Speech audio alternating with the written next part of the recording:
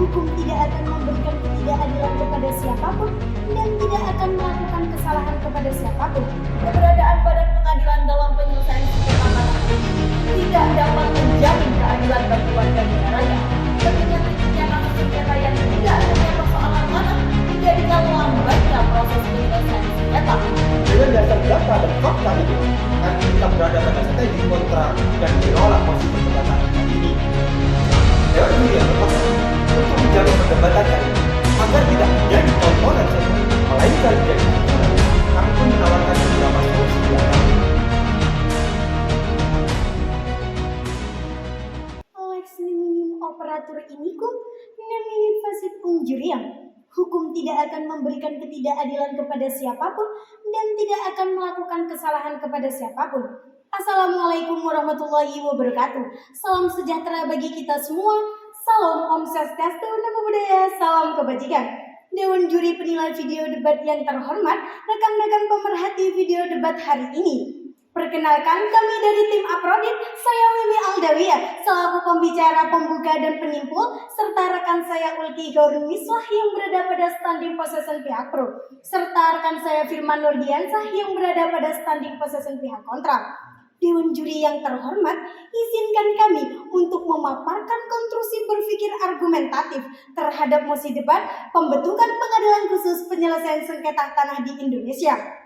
Lahirnya beberapa sengketa pada sektor pertanahan menjadi problematika hukum yang kini menuai perdebatan di kalangan akademis maupun masyarakat.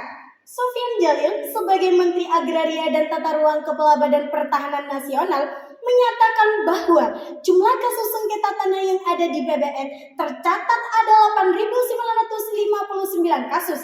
Hal ini justru menuai banyak polemik yang mempertanyakan apakah pembentukan badan pengadilan khusus dipandang penting ataupun tidak. Adapun yang menjadi akar permasalahan sengketa aqua di Indonesia pada umumnya ditimbulkan oleh konflik kepentingan yang disebabkan karena adanya ketidakadilan antar individu yang berakibat pada pelanggaran hukum seperti kepentingan substantif, kepentingan prosedural maupun kepentingan fisiologis.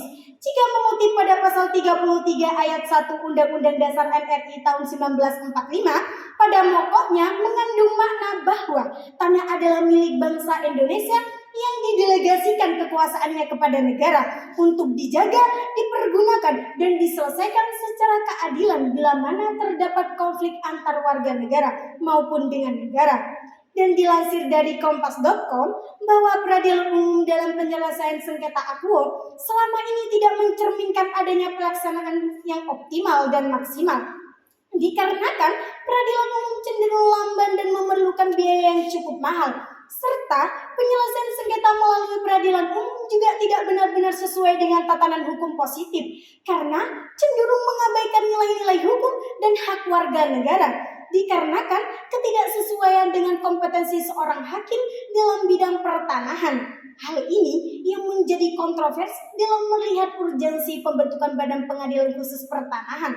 Oleh karena itu, rekan saya dari standing possession pihak pro dan kontra akan menyajikan lebih jauh kembali untuk mengetahui kebutuhan hukum dalam pembentukan badan pengadilan khusus. Terima kasih.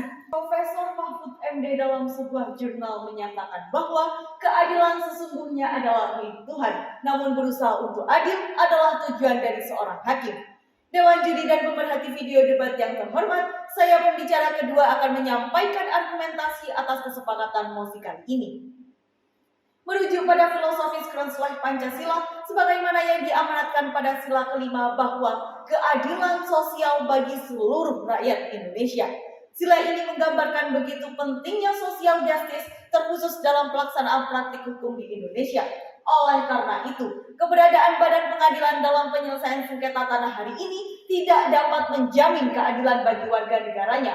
Mengingat tingginya kasus sengketa yang tidak hanya persoalan tanah menjadikan lambatnya proses penyelesaian sengketa.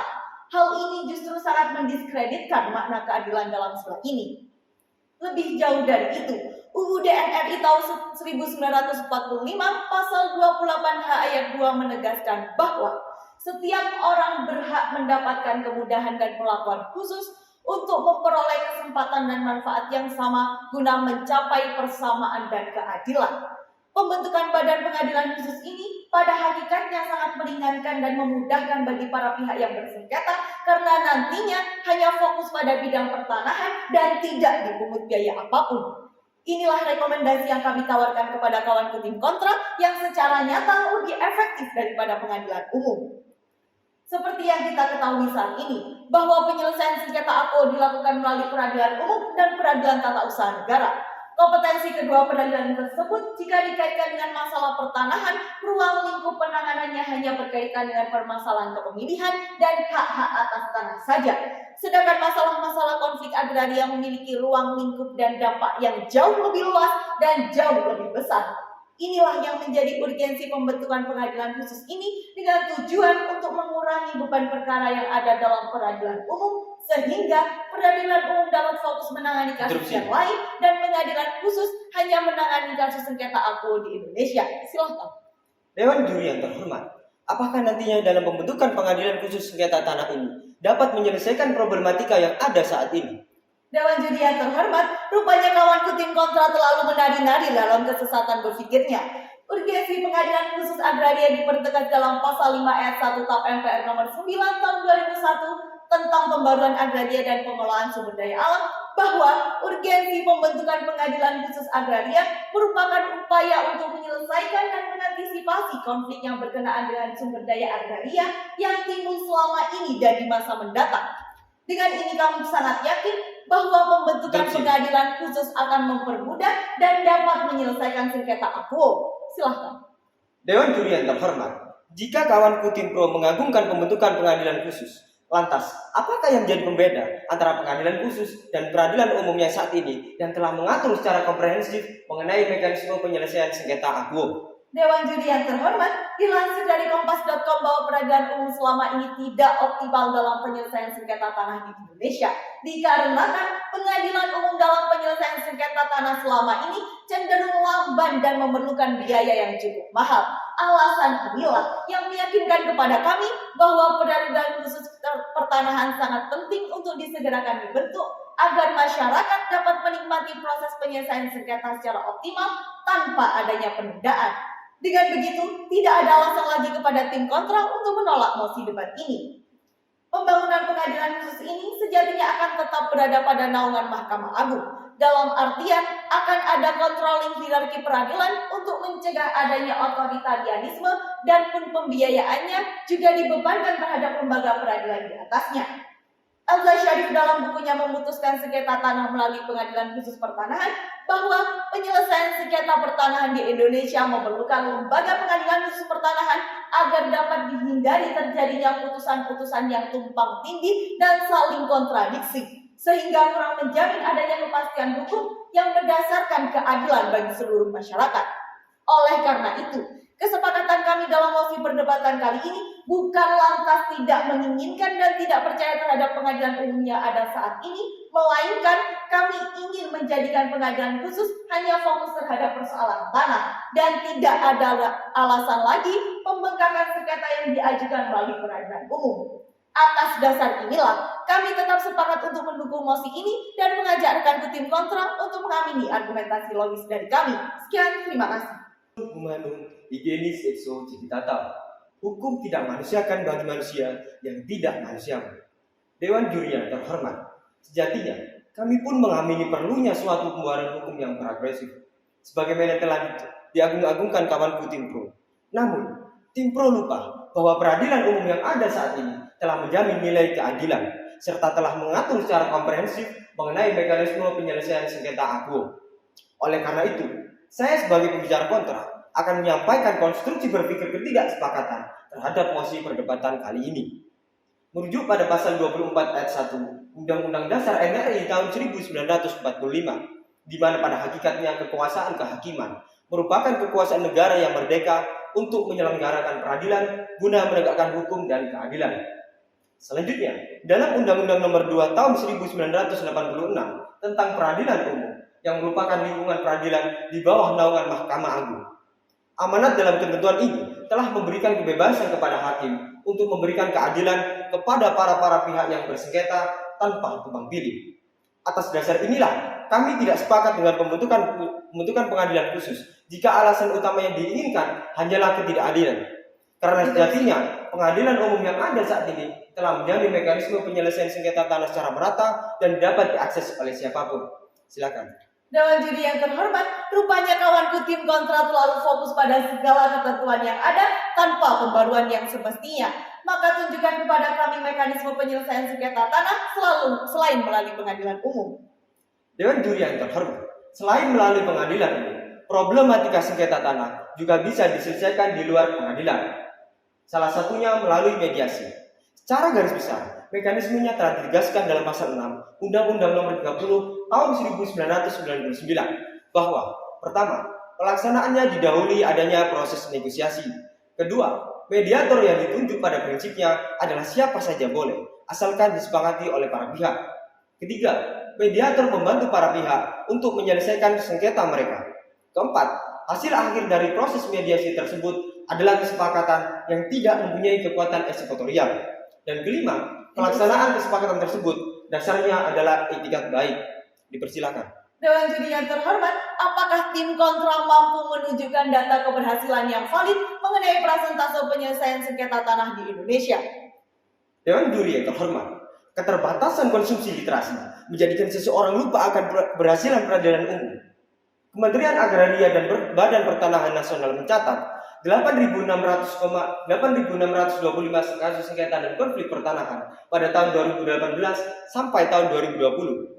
Berdasarkan jumlah tersebut, 63,5% diantaranya berhasil diselesaikan dengan sederhana, cepat, dan biaya ringan. Sehingga tidak ada alasan yang rasional dalam pembentukan pengadilan khusus, karena pengadilan yang ada saat ini telah menjamin segala bentuk mekanisme sengketa aku. Profesor Dr. Maria Sriwulan Sumarjono dalam memberikan masukan rancangan undang-undang pertanahan menyatakan bahwa pembentukan pengadilan khusus pertanahan belum diperlukan. Hal ini disebabkan karena ketidakjelasan kompetensi yuridis di pengadilan khusus ini. Dan jika mengutip pada konsultasi DPR dan MA pada 2 Juli tahun 2014 terkait rancangan undang-undang Akuo, Gusti Agung Sumanatana menegaskan bahwa Mahkamah Agung tidak setuju dengan konsep pembentukan pengadilan khusus pertanahan. Ia menilai bahwa sumber masalah sengketa pertanahan bukan terletak di pengadilan, melainkan di PPN. Kalaupun sengketa tanah hanya ditarik ke masalah perdata, maka hal ini akan menderogasi hukum publik pertanahan. Dengan dasar data dan fakta inilah, kami tetap berada pada standing kontra dan menolak mosi perdebatan kali ini. Dewan juri yang terhormat, untuk menjamin perdebatan kali ini agar tidak menjadi tontonan saja, melainkan menjadi tuntunan, kami pun menawarkan beberapa solusi di antaranya. Pertama, sengketa pertanahan dikembalikan untuk diselesaikan di peradilan umum sesuai ketentuan hukum saat ini. Kedua, dengan melakukan perbaikan kompetensi pada hakim dalam rangka mencapai keadilan secara utuh tanpa intervensi oleh pihak manapun. Dan yang ketiga, ialah dengan penyelesaian di luar pengadilan berdasarkan kesepakatan para pihak yang bersengketa. Sebagaimana yang telah diatur dalam Undang-Undang Nomor 48 Tahun 2009 tentang kekuasaan kehakiman pada pasal 59 dan 60 bab 12 mengenai penyelesaian sengketa di luar pengadilan. Oleh karena itulah, kami berada di garda terdepan untuk tidak menyepakati mosi perdebatan kali ini. Sekian pendapat saya dari tim kontra dan terima kasih. Dewan juri yang terhormat, izinkan saya untuk memberikan konklusi mengenai alur perdebatan kali ini. Pembaharuan dan progresivitas hukum perlu dipandang serius oleh pemerintah dalam rangka menciptakan iklim hukum yang responsif, reformulasi dan deregulasi menjadi dinamika dan problematika hukum yang melibatkan partisipasi masyarakat untuk menemukan muatan hukum yang aspiratif. Keberadaan lembaga peradilan saat ini menjadi kontroversi dalam penyelesaian sengketa tanah disebabkan banyaknya kekurangan dalam proses penyelesaiannya. Argumentum yang disampaikan Tipro sesungguhnya memberikan penjelasan mengenai keefektifan lembaga peradilan saat ini. Menurutnya, mekanisme penyelesaian sengketa tanah telah diatur secara komprehensif dan optimal berdasarkan undang-undang yang ada. Sedangkan argumentum yang disampaikan tim kontra dapat dimaknai sebagai bentuk penolakan terhadap lembaga peradilan saat ini, dikarenakan banyaknya kelemahan dan mekanisme dalam penyelesaiannya, serta kelemahan kompetensi hakim yang berujung pada ketidakadilan. Sehingga tim pro memberikan gagasan dan rekomendasi yang menjadi pembeda antara lembaga peradilan saat ini dan pengadilan khusus sebagai hukum yang bersifat ius constituendum. Adapun rekomendasi yang digagas di antaranya, yang pertama, mengoptimalkan lembaga peradilan saat ini, mulai dari perbaikan kompetensi hakim serta proses penyelesaian yang cepat. Sedangkan rekomendasi kedua ialah membentuk lembaga pengadilan khusus dengan fokus pada sengketa tanah saja, dengan diisi instansi yang berkompeten dan berkapabilitas. Dengan demikian, tidak ada lagi keraguan dan ketidakadilan yang dialami masyarakat apabila terjerat kasus sengketa tanah. Sekian dari kami, terima kasih dan salam Pancasila.